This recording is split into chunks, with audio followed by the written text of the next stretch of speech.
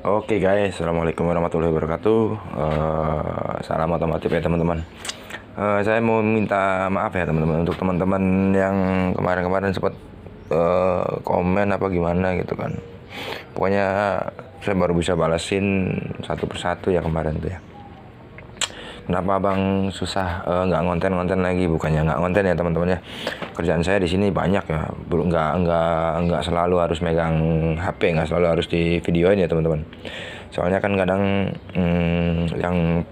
yang nyerpis itu kan maunya cepet ya. Jadi nggak semuanya harus saya videoin ya. Oke, di tempat saya ada Scoopy ini mau belah mesin ya. Ini stang serinya kena. Ini Supra juga parah nih, nanti saya jelasin ya. Supra juga parah kena. Terus itu mesinnya Mio M3 ya, itu motornya. Sebelah sini juga masih ada ya teman-teman. Di sini yang baru jadi tuh baru 2 ya. Nah, ini repo habis belah total, ganti stang seher, ganti kampas gandanya. Itu Mio juga habis belah juga, cuman udah 2 bulanan nggak diambil ya. Di luar juga masih ada 125. Nah, ini saya jelasin Supra dulu ya teman-teman, sambil kita ngobrol-ngobrol. Untuk Supranya udah dibelah ya. Ini maaf ya berantakan teman-teman ya. Untuk Supranya udah saya belah. Ini masalahnya awalnya sih giginya tuh keras, nggak mau masuk persnelnya ya. Giliran masuk nggak mau mundur. Nah ini buat teman-teman yang penasaran nih. Ini pecah ya sininya ya. Nggak kelihatan ya tuh. Nah ini pecah ya teman-teman. Ini pecah, ini juga ompong itu. Ini ompong. Ini juga nih ada banyak, pecahnya banyak. Nah, ini juga pecah. Ini juga pecah tuh, banyak banget pecahnya nih. Ini pecah semua. Awalnya saya kira tuh cuman bagian kopling ya yang bikin nggak bisa maju mundurnya. Saya kira bagian kopling. Ternyata bagian kopling saya cek itu aman semua. Bagian kopling sini aman. Kampas ganda juga baru. Ternyata bagian rasionya ya teman-teman ya. Oke, kita bahas balik lagi ya teman-teman ke masalahnya tadi tuh. Saya jarang konten tuh bukan apa-apa ya. Jarang konten tuh saya tuh yang pertama nggak selalu pegang HP, nggak semuanya pekerjaan saya lakuin pakai kamera ya teman-teman. Bengkel masih ada, alhamdulillah masih ada bengkel sih, masih ke bengkel gitu kan. Cuman kalau untuk ngonten memang saya jarang, karena emang nggak setiap hari kerjaan saya tuh harus megang kamera, harus di kamera, harus di shooting ya. Kadang saya juga kan servisnya kan keluar ya, dipanggil ke sana, dipanggil ke sini, jadi ya ala kadarnya lah. Belum tentu semua yang saya kerjain saya kontenin ya teman-teman. Jadi kalau untuk kesibukan masih ke bengkel, enggak, saya masih ke bengkel teman-teman ya. Tuh. Alamatnya masih sama di daerah Palimanan, masih di Cirebon juga. Tuh ya teman-teman ya. Kalau yang nanyain biaya turun mesin untuk Supra, Revo apa 125 itu berapa katanya kan. Turun total ongkosnya aja nggak bakalan nyampe jual kebon lah. Saya biasanya di sini tuh spare part saya belinya yang punya motor, yang saya suruh beli sendiri ya. Spare partnya beli sendiri, saya butuhnya ini, saya terima ongkosnya aja. Biasanya begitu ya teman-teman. Jadi kerjaannya tuh real, nggak ada yang saya kurangin, nggak ada yang saya tambahin gitu kan. Kerjaan saya tuh real, saya terima uang jasanya aja, nggak pakai plus spare part, nggak pakai apa. Spare part ada, saya punya spare partnya, cuman kalau misalkan memang orangnya mau dari sini semua ya harus persetujuan dulu gitu kan. Saya mau spare partnya dari sini semua, tapi kalau misalkan masalah harganya ya tergantung yang punya duit ya. Saya jualnya segini, berani nggak gitu kalau untuk spare part. Nah ini teman-teman ya, saya masih ke bengkel sampai sekarang. Tuh alhamdulillah.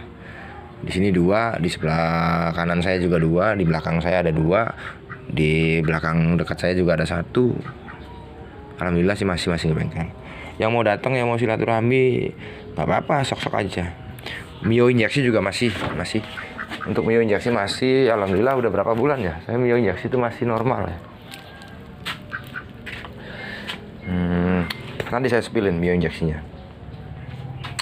Sekarang ke ini dulu ya. Kalau yang ini Mio Jet ini kemarin itu baru kemarin masuk ya. Mio Jet ini masuknya awalnya masih bisa diengkol, pokoknya masih bisa diengkol tapi nggak mau hidup ya teman-teman. Pas saya cek lebih dalam ternyata sehernya ya. Ini kondisi mesinnya ya teman-teman. Nah ini sehernya.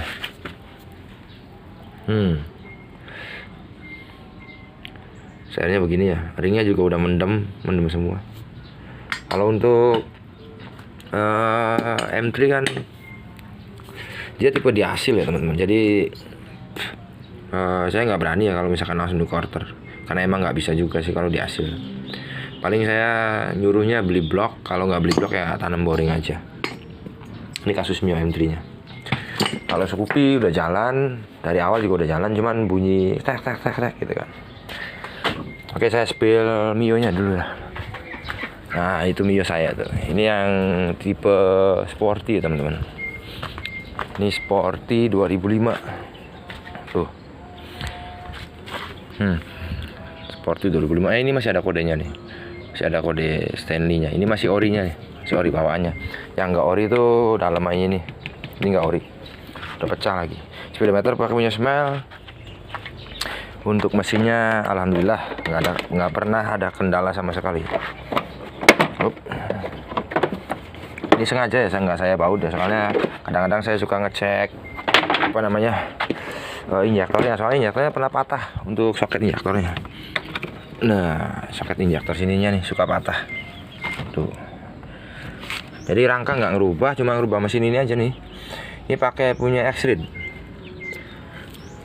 Untuk performanya jauh lebih enak pakai ini nih.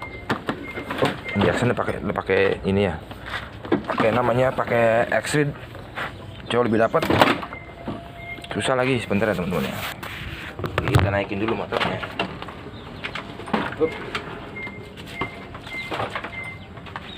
Oke, kita spill dulu. Ini bunyi rotaknya ya. Sebentar, saya nyalain dulu. Ini bunyi rotaknya ya. Dengeran ya. Oke, udah nyala. Kita nyalain. Tuh. Saya nyala hidup. Tuh. Lampu depan hidup. Oh, klakson juga hidup. Kalau untuk tarikan mah enggak ini. Konsumsi bahan bakar. Nah, itu mesinnya ya. Nah, ini pakai punya X-Rid saya depannya ini ya. Depan sini X-Rid, Mio J, Mio GT sama ini. Untuk perubahannya tangki, kabel-kabel, injektor segala macam ini perubahan semua ya. Roda juga pakai punya tapak lebar. Tuh. Enak, gas-gasnya juga enak.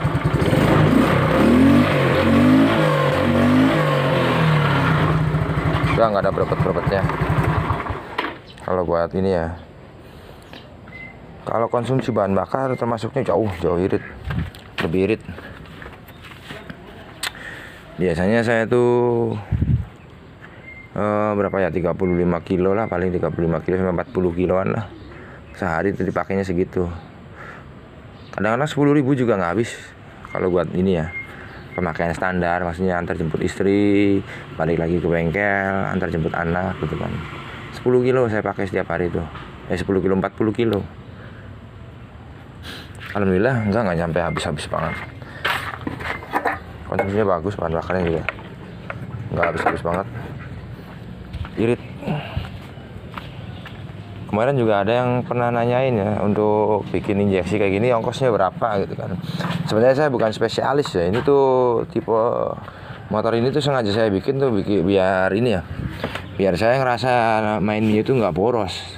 Tapi ada yang nanyain gitu kan, Mas bikin Mio di injeksi itu habisnya berapa gitu kan.